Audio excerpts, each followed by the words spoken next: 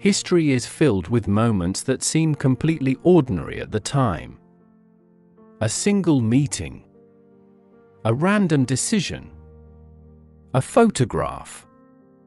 And then, years later, people look back and realize that everything changed in that instant. For Marilyn Monroe, that moment happened in 1944. At the time, she wasn't a movie star. She wasn't famous. She wasn't even Marilyn Monroe. She was Norma Jeane Dougherty, an 18-year-old young woman living in Southern California during World War II. Like millions of Americans, she was doing her part to support the war effort. While soldiers fought overseas, thousands of women stepped into factories and industrial jobs across the United States. Norma Jeane was one of them. She worked at the radio plane company in Van Nuys, California, where military equipment and target drones were manufactured for the United States Army. Her days were ordinary. Long hours, factory noise, assembly lines. Nothing about her daily routine suggested that she would one day become one of the most recognizable women in human history. Then something unexpected happened. In 1944, the United States military wanted to create positive publicity about women contributing to the war effort. A photographer named David Conover was sent to various factories to document female workers helping America during wartime. While walking through the factory floor, Conover noticed a young woman with bright eyes and a natural camera presence. It was Norma Jeane. She wasn't posing. She wasn't acting. She wasn't trying to become famous. Yet something immediately caught the photographer's attention. Years later, many people would try to explain Marilyn Monroe's appeal. Some pointed to her beauty. Others pointed to her smile or charisma. But what Conover saw that day was something more difficult to define. She simply stood out.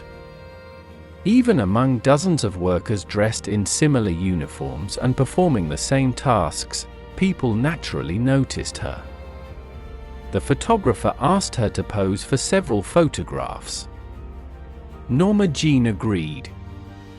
Those photographs were unlike anything she had experienced before. For the first time in her life, a camera wasn't simply recording her image. It was revealing a possibility.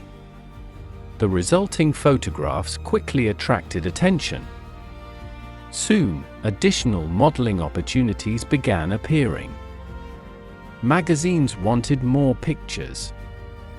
Advertisers wanted new faces. And Norma Jeane discovered something remarkable. She loved being in front of the camera. Unlike many aspiring models, she wasn't interested only in looking beautiful. She studied poses. She learned lighting. She practiced facial expressions. She paid attention to every detail. Photography became a craft. And she worked relentlessly to improve.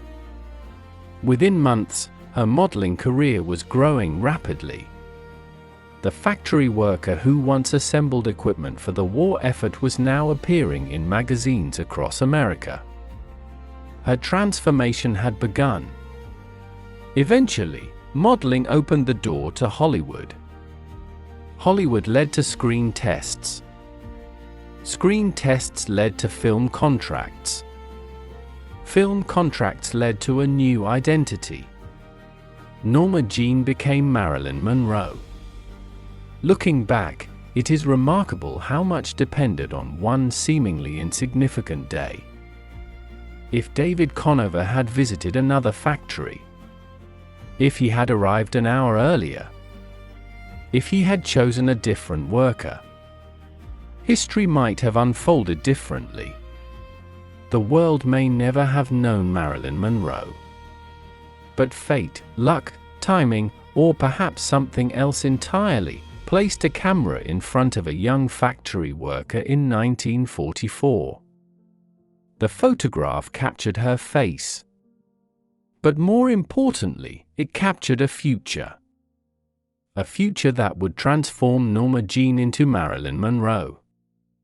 And a future that would make her one of the most enduring icons the world has ever known.